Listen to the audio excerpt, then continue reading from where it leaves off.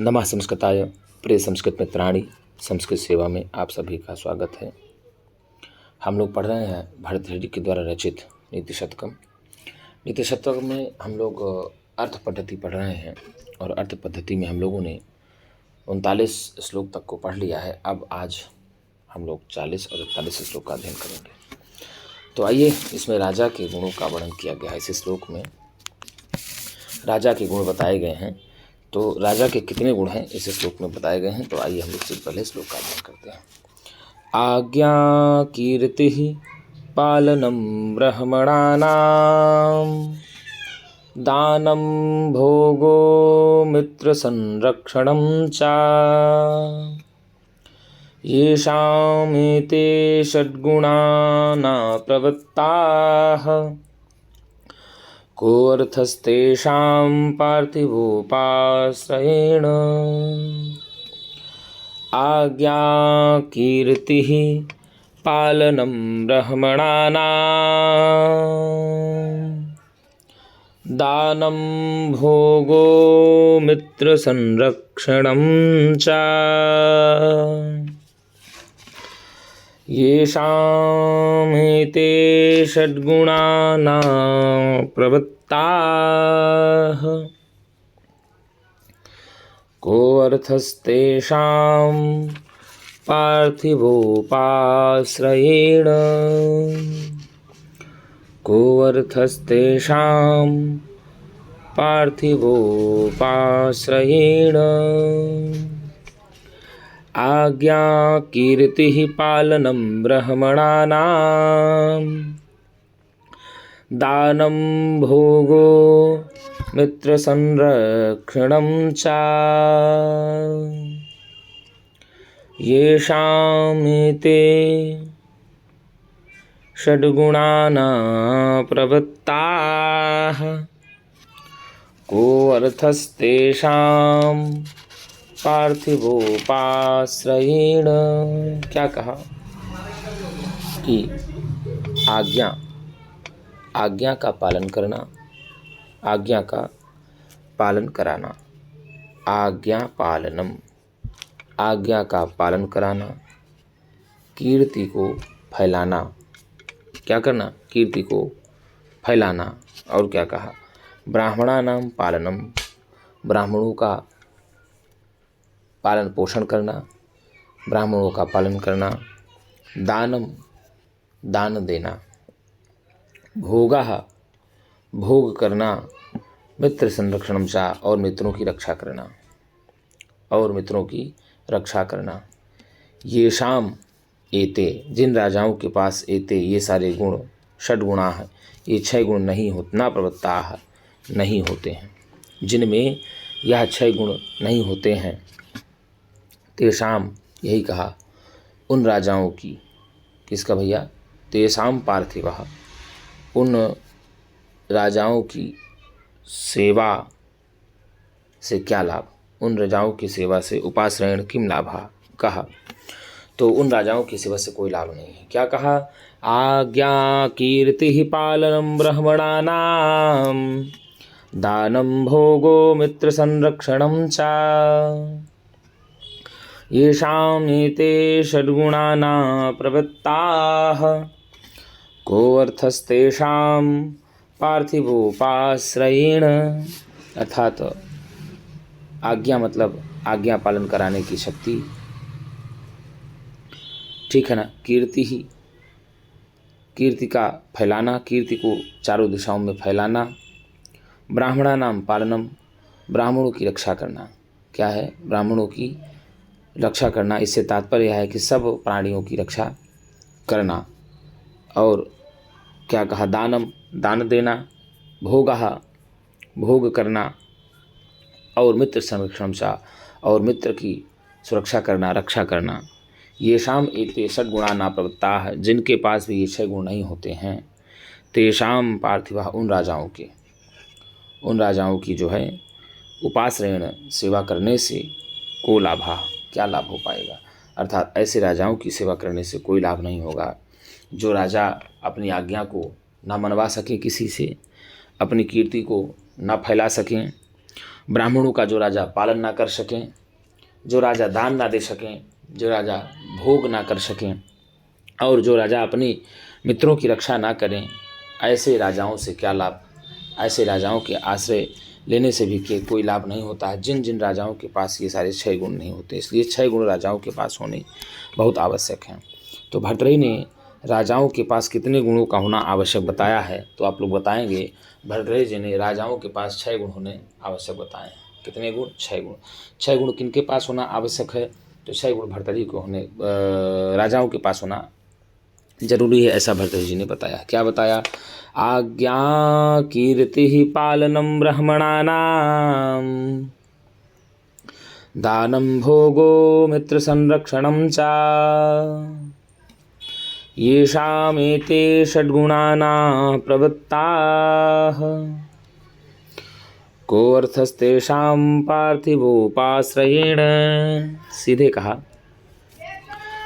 येषाम एते षड्गुणाः न प्रवृत्ताः, अर्थात जिनके पास ये 6 गुण नहीं प्रवृत्त हैं, जिनके पास ये 6 गुण नहीं हैं। कौन कौन से? आज्ञा, अपनी आज्ञा को मनवाने वाला गुण।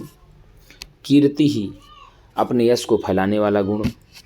ब्राह्मणानाम पालनम, ब्राह्मणों का पालन करना, ब्राह्मणों का पालन करने का गुण। दानम, दान ना देने का गुण। भोगः, उपभोग की वस्तुओं की समुचित व्यवस्था न करने का गुण। और मित्र संरक्षण चा, और मित्रों की रक्षा यानी मित्रों की देखभाल ना करने का गुण। ये शाम एते, जिनके पास ये सारे षड्गुणा ना प्रवृत्ता, ये 6 गुण नहीं होते हैं, 6 गुण नहीं प्रवृत्त होते हैं। तो सीधे सीधे कहा भैया, तेषाम पार्थिवा, ऐसे राजाओं का उपाश्रयण, ऐसे राजाओं के आश्रय से या ऐसे राजाओं की सेवा से को अर्था, क्या लाभ होगा? ऐसे राजाओं की सेवा से कोई भी लाभ नहीं होगा।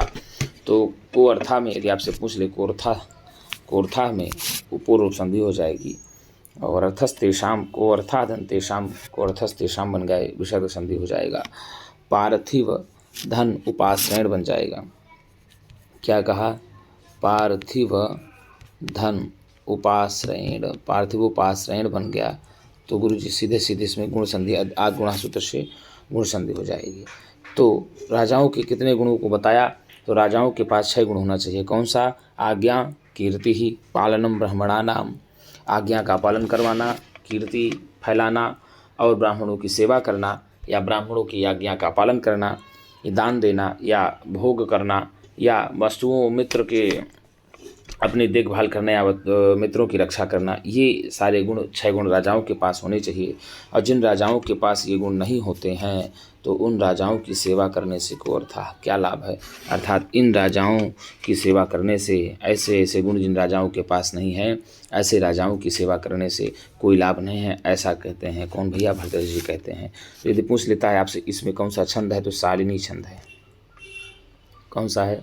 शालिनी छंद है। यदि आपसे पूछ ले कि अस्मिन् श्लोके कः छंदः किम छंदः, तो बताएंगे अस्मिन् श्लोके शालिनी छंदः। आज्ञा कीर्तिः पालनं ब्राह्मणानां, दानं भोगो मित्र संरक्षणं च, येषामेते षड्गुणाना प्रवृत्ताः, को अर्थस्तेषां पार्थिवोपाश्रयेण। जिन राजाओं के पास ये गुण नहीं होते हैं, ऐसे राजाओं की सेवा करने के से कोई भी लाभ नहीं होता। तो जिन राजाओं के पास ये 6 गुण नहीं होते, तो ये 6 गुण कौन कौन से हैं? अर्थात आज्ञा का पालन करवाना, ठीक है ना, या आज्ञा का पालन करना। किसी मंत्री ने ये उपदेश दिया कि राजन ऐसा काम करना चाहिए, तो वो राजा उस प्रकार से काम ना करके दूसरी प्रकार से काम करे, या उसकी प्रजा में इतनी सामर्थ्य ना हो, वो राजा इतना सामर्थ्यवान ना हो कि प्रजा उसकी आज्ञा का पालन न करते हों। कीर्ति फैलाना और ब्राह्मणानाम पालनम, अर्थात ब्राह्मणों की देखभाल करना या ब्राह्मणों का पालन करना या ब्राह्मणों का अच्छी प्रकार से सत्कार सेवा शुश्रूषा आदि करना। दानम, दान देना। भोगः, उपभोग की वस्तुओं को या भोग करना। और मित्र संरक्षण सा, और मित्रों की सुरक्षा या देखभाल करना। जिनके पास ये सारे 6 गुण नहीं होते हैं, तो तेषाम, उन पार्थिवा राजाओं का आश्रय से, उन राजाओं के आश्रय या सेवा शुश्रूषा से को अर्थात क्या लाभ होगा? अर्थात कोई लाभ नहीं होता है, ऐसा भर्तृहरि जी बताते हैं। आइए शालिनी छंद है, इसमें आप बताएंगे। आगे दिया श्लोक, यद्धात्रा निज भाल पट्ट लिखितम स्तोकम महद्वाधनम तत्प्राप्नोति मरुस्थलेऽपि नितराम् मेरौचनातोऽधिकम् तद्धीरो भववित्तवत्सु कृपणाम् वृत्तिं वृथा मा कृथाः कूपे पश्य पयोनिधावपि घटो गृह्णाति तुल्यं जलम् यद्धात्रा निजभालपट्टलिखितं स्तोकं महद्वाधनं तत्प्राप्नोति मरुस्थलेऽपि नितरां मेरौचनातोऽधिकं तद्धीरो भववित्तवत्सु कृपणां वृत्तिं वृथा मा कृथाः कूपे पश्य पयोनिधावपि घटो गृह्णाति तुल्यं जलम् सूर्यास्वैर्यदि महसजौ सततगः शार्दूलविक्रीडितं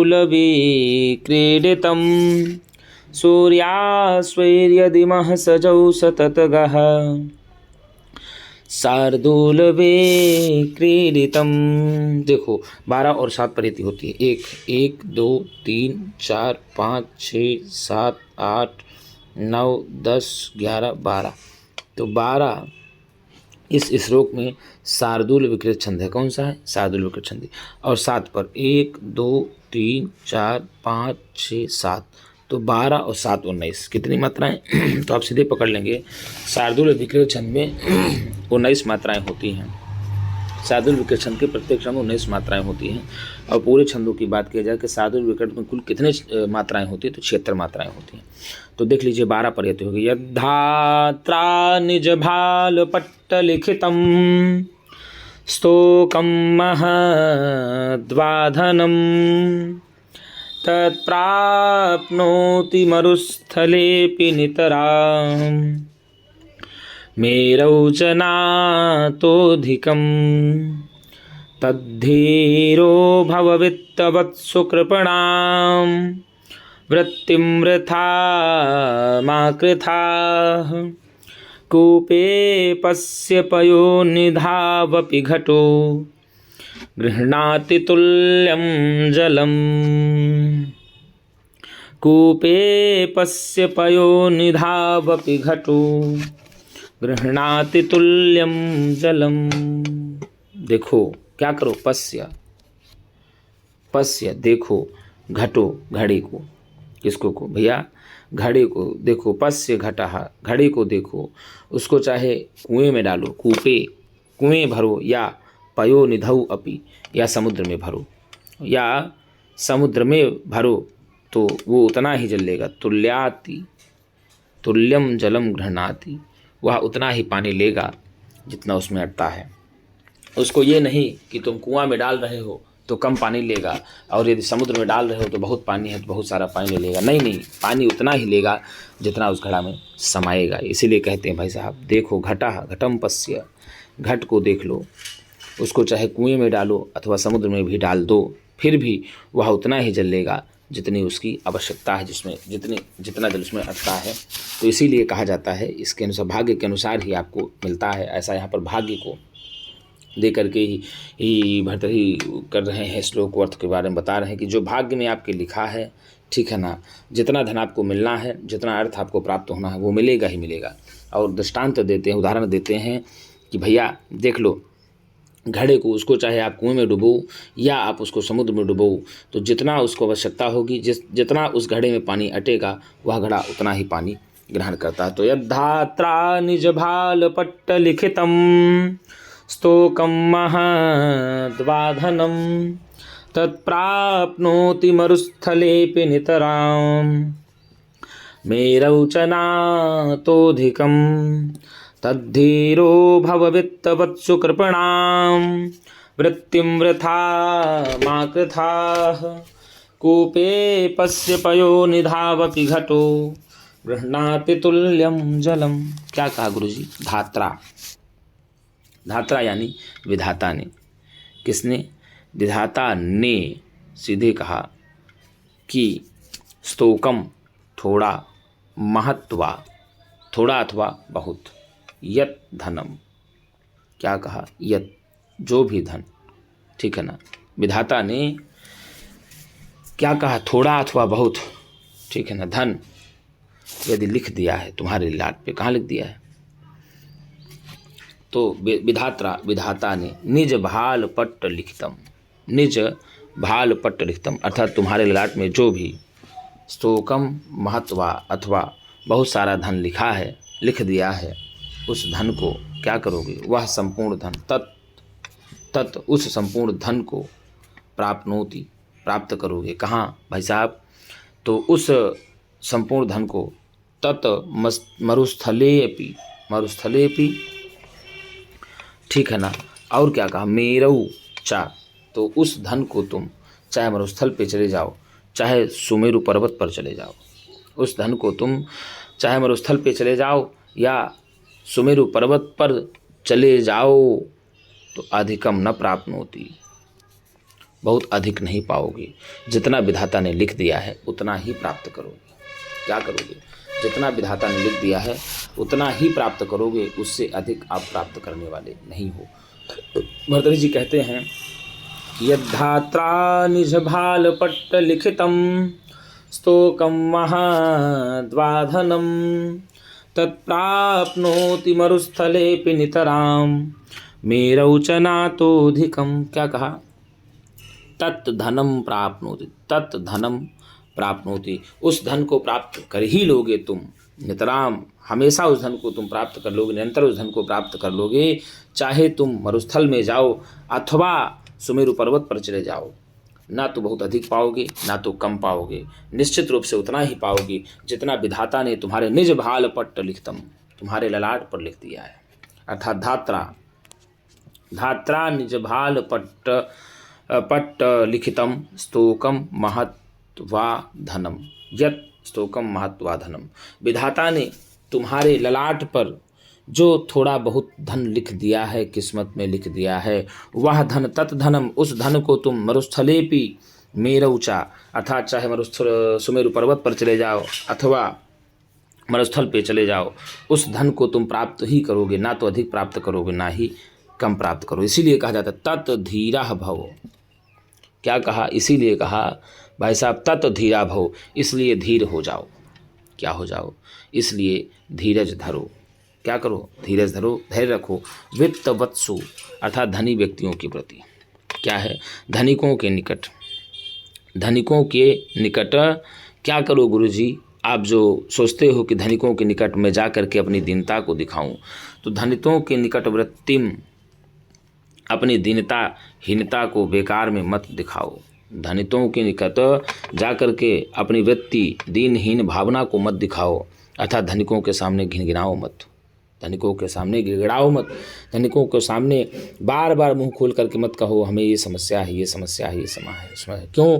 क्योंकि विधाता ने जो तुम्हारे किस्मत में लिख दिया है वह मिलना ही मिलना है। तो निश्चित रूप से यही है भैया कि यदि विधाता ने आपके यहाँ प्रारब्ध में आपकी नौकरी लिखी है, प्रारब्ध में आपकी टीजीटी पीजीटी लिखी है, प्रारब्ध में आपकी असिस्टेंट प्रोफेसर लिखा है, तो यदि आप मेहनत करते हैं तो निश्चित रूप से आपको नौकरी मिलेगी।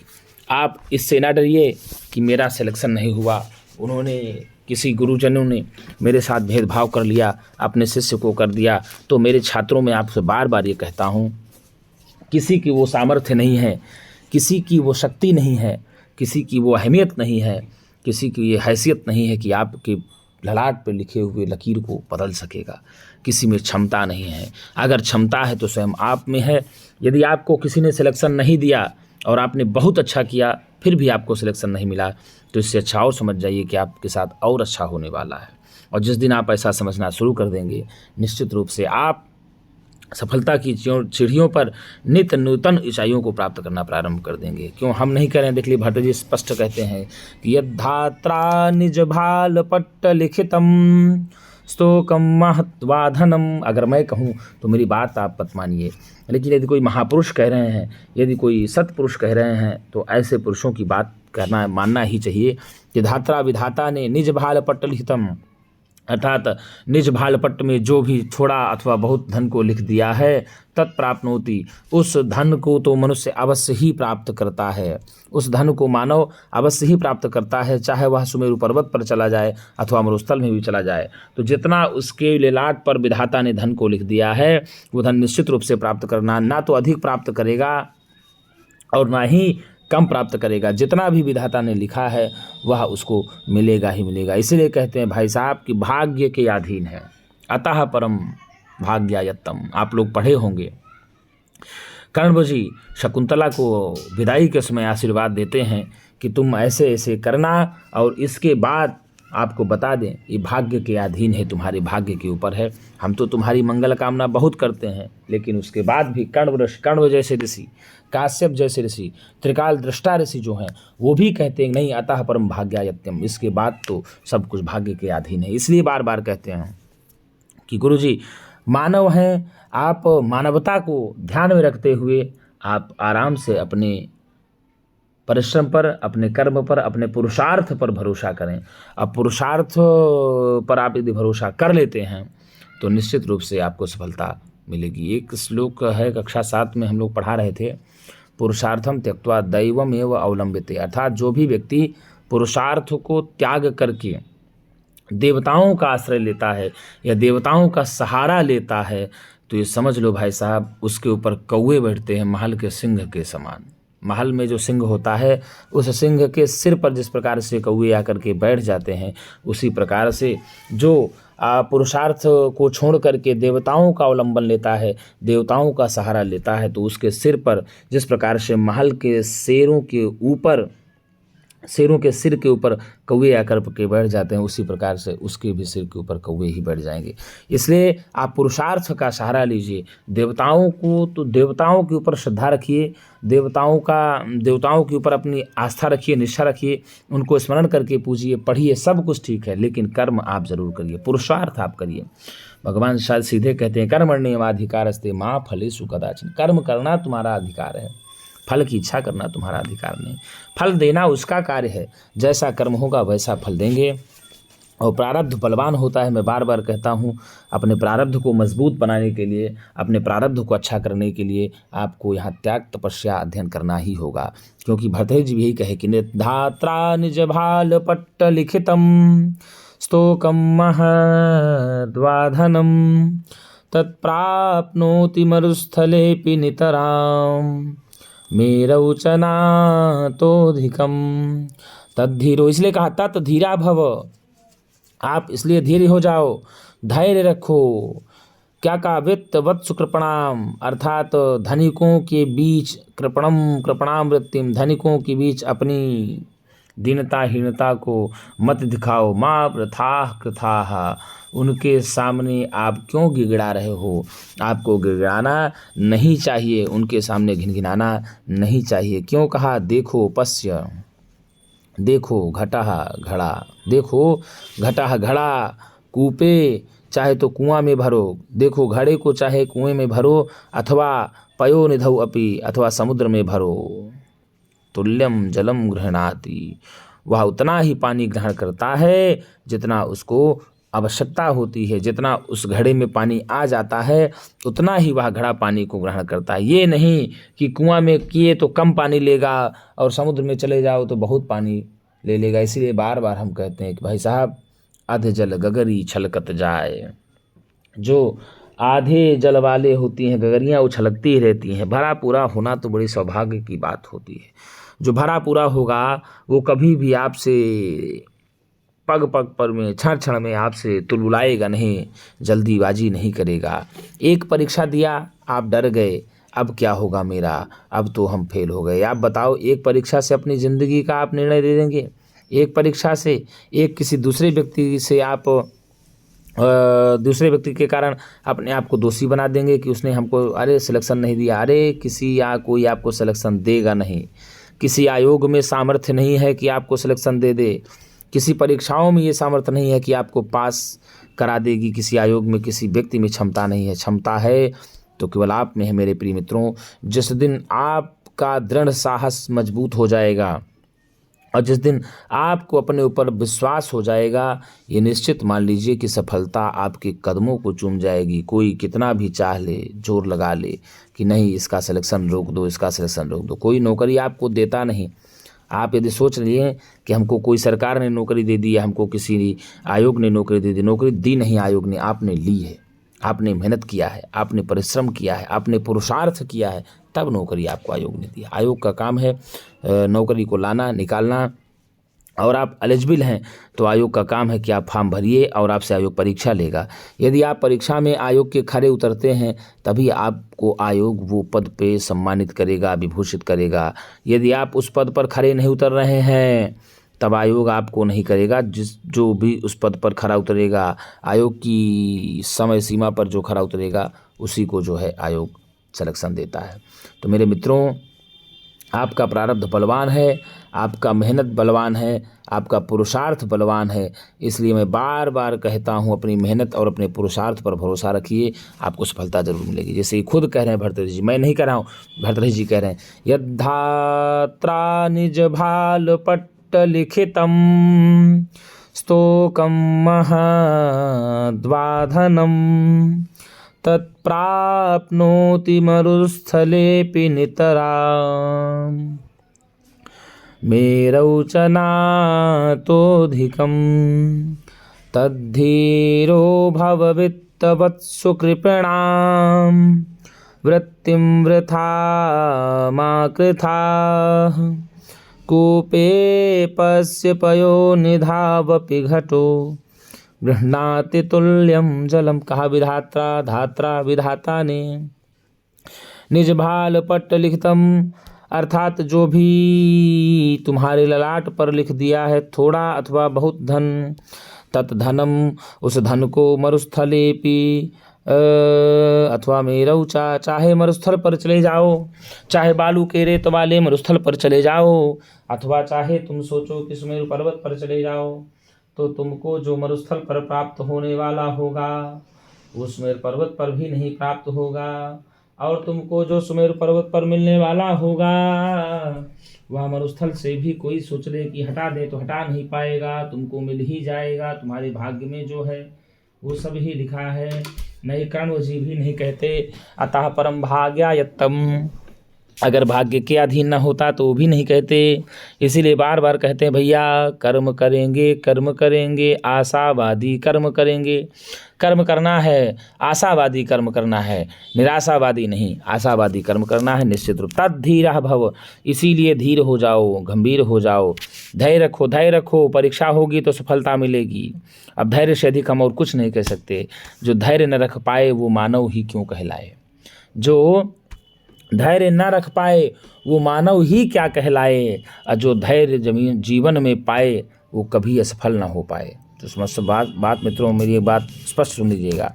इसलिए कहते हैं तत् धीरो भव, इसलिए धैर्य रखो। वित्त वत्सु कृपणाम, अर्थात धनिकों के बीच में अपनी वृत्ति, अपने व्यवहार को, अपने मन को वृथाह माँ कृथाह, अर्थात बेकार में मत गिड़गिड़ाओ। अपने आप को उन धनिकों के सामने अपने आप को इतना नीचा मत दिखाओ जितना नीचा आप हो नहीं। उतना नीचा यदि आप अपने आप को धनिकों के सामने दिखाते हैं तो आपसे बड़ा मूर्ख इस जगत में कोई नहीं है। क्यों? क्योंकि उदाहरण दिया, भाई दृष्टांत दे दिया सीधे कि पश्य देखो, घड़ा घटा, घड़े को कूपे, चाहे कुएं में डाल दो, चाहे पयो निधौ अपि, चाहे समुद्र में डालो, गृह्णाति तुल्यम जलम, वह केवल उतना ही जल ग्रहण करता है जितना उसको आवश्यकता होती है।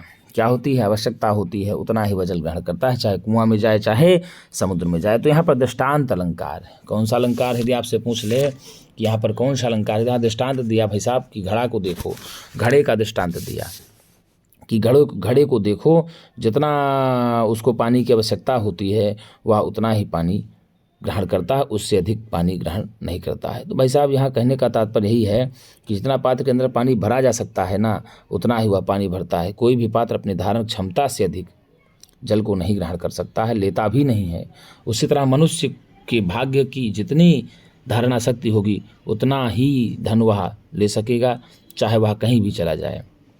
इसलिए हम बार बार कहते हैं कि मानव को हमेशा संतुष्ट रहना चाहिए। यही शिक्षा इस श्लोक में आपको मिलती है मेरे मित्रों। यदि आपसे पूछ ले कि इसमें कौन सा छंद है तो आप सीधे बताएंगे शार्दूल विक्रीडित छंद है। कौन सा छंद है? शार्दूल विक्रीडित छंद है। और अलंकार इसमें जो है दृष्टांत अलंकार दिया है।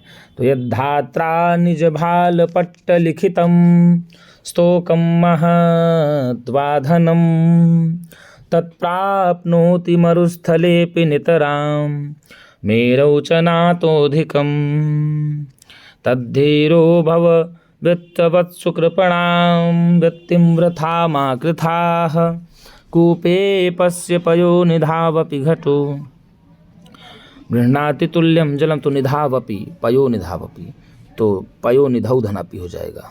पयो ऐसे करेंगे आप, पयो निधाउ सप्तमी विभक्ति है, धन अपि, तो यहाँ आव आदेश हो जाता है तो अयादि संधि हो जाएगी। कौन सी संधि? आव आदेश होकर के ही अयादि संधि हो जाएगी। पयो निधाव अपि बन गया। ठीक है। धात्रा तृतीया विभक्ति एक वचन है। धात्रा तृतीया विभक्ति एक वचन हो जाता है। आपको बता दें धा से, किससे भैया? धा से त्रिच लग करके, क्या लग के? धा से त्रिच लग करके ही बनता है धाता। क्या बनता है? धाता। और धाता का तृतीय विभक्ति एक वचन रूप बन जाता है धात्रा। यहाँ अनुक्ते कर्तृ तृतीया है। कौन सा है? अनुक्ते कर्तृ। यहाँ कर्ता अनुक्त है। ठीक है ना? तो धात्रा बन जाता है। धाता धातरम धात्रा, धाता धातरम धात्रा धात्रे धातु धातु धातरि हे धाता, ऐसे रूप चलता है प्रथम एक वचन में। तो धात्रा तृतीया विभक्ति में बन जाता है। अनुक्ते कर्ता तृतीया से यहाँ पर धात्रा बन गया था विधाता ने। ठीक है। निज भाल पट्ट लिखतम, कहाँ पर? अपने ललाट में लिख दिया है। निजम भालम, निज भालम बन जाएगा। यदि आपसे पूछ ले कि निज भालम में कौन सा समास है तो निजम भालम इति निज भालम कर्मधारय समास, कर्मधारय। कौन सा? निजम भालम, निज भालम कर्मधारय समास हो जाएगा। और निज भालम एवं पट्टम, निज भाल पट्टम बन गया। निज भाल एवं पट्टम, निज भालम एव पट्टम, निज भालम एवं पट्टम, निज भाल पट्टम बन गया। यहाँ मयूर व्यंश का दित्वात् से रूपक समास हो जाएगा। और तस्मिन लिखतम, तो निज भाल पट्ट लिखतम हो जाएगा, सप्तमी तत्पुरुष समास हो जाएगा। निज भाल पट्ट लिखतम में सप्तमी तत्पुरुष समास, और निज भालम में कर्मधारय समास, और निज भाल पट्टम में मयूर वंश का दित्वात् सूत्र से ही बता दें आपको रूपक समास हो जाता है। तो इस प्रकार से। और यदि आपको स्तोकम महत्वाधनम, थोड़ा, स्तोकम मतलब थोड़ा होता है, महत बहुत, तो जो भी तुम्हारे ललाट में विधाता ने लिख दिया है थोड़ा बहुत धन, तत्प्राप्नोति, उसको तुम प्राप्त करोगे, चाहे मरुस्थले भी, चाहे मरुस्थल पर चले जाओ, अथवा मेरऊचा, अथवा तुम सुमेरु पर्वत पर चले जाओ। जो विधाता ने तुम्हारे लिख दिया है वही मिलेगा, ना तो अधिक मिलेगा ना तो कम मिलेगा। कहीं भी तुम जाओ उससे मतलब नहीं है। तो मरुस्थलेपि, मरुस्थलेपि में पूर्व रूप संधि हो जाएगा। ठीक है ना?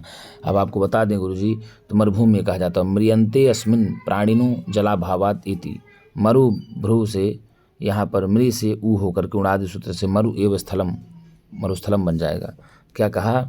मरु एव स्थलम, मरु एव स्थलम, तो मरुस्थलम बन जाएगा। मयूर वंश का दित्वात् सूत्र से ही रूपक समास हो जाता है। और तस्मिन् अधिकरणे सप्तमी विभक्ति हो जाता है मरुस्थले, मरुस्थले धनापि मरुस्थले पे बन जाएगा।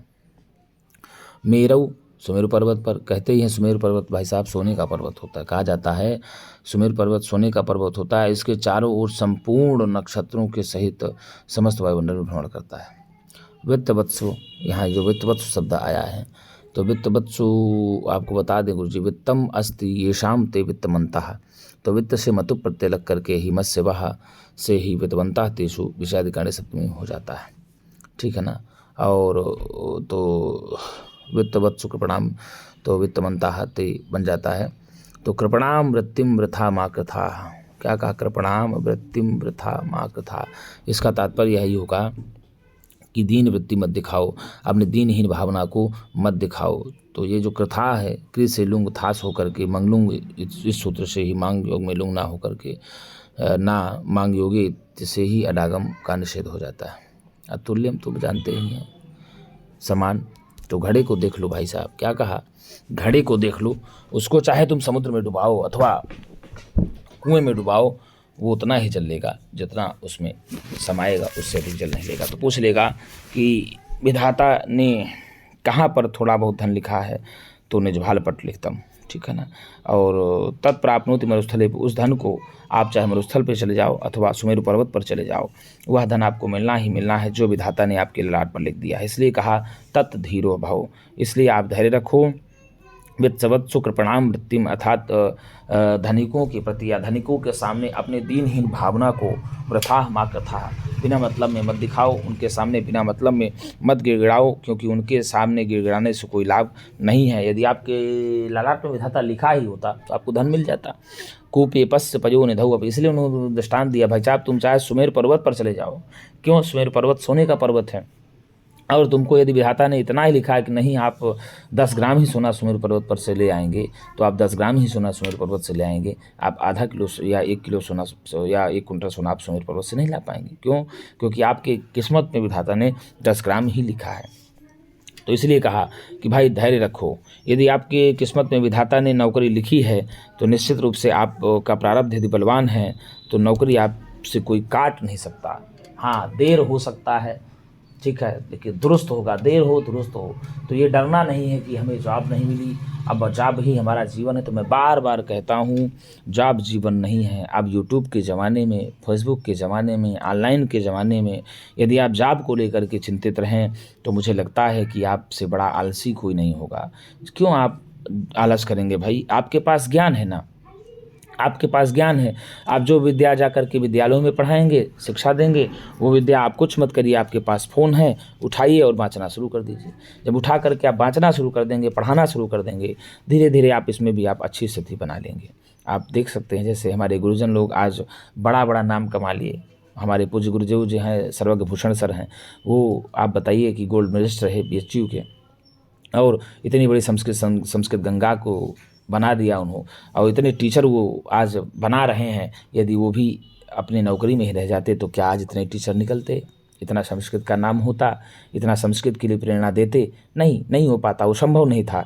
इसलिए कभी कभी बड़े काम को करने के लिए ये छोटे मोटे कामों के चक्कर में नहीं पड़ना चाहिए। इसलिए बार बार मैं कहता हूँ, यदि नौकरी लेना है तो नौकरी आपको मिल जाएगी आपके पुरुषार्थ और परिश्रम के द्वारा। देवताओं का अवलंबन नहीं लेना, देवताओं का सहारा लीजिए, देवताओं की पूजा करिए, अर्चना करिए, वंदना करिए, लेकिन एकदम उन्हीं के सहारे मत आ जाइए।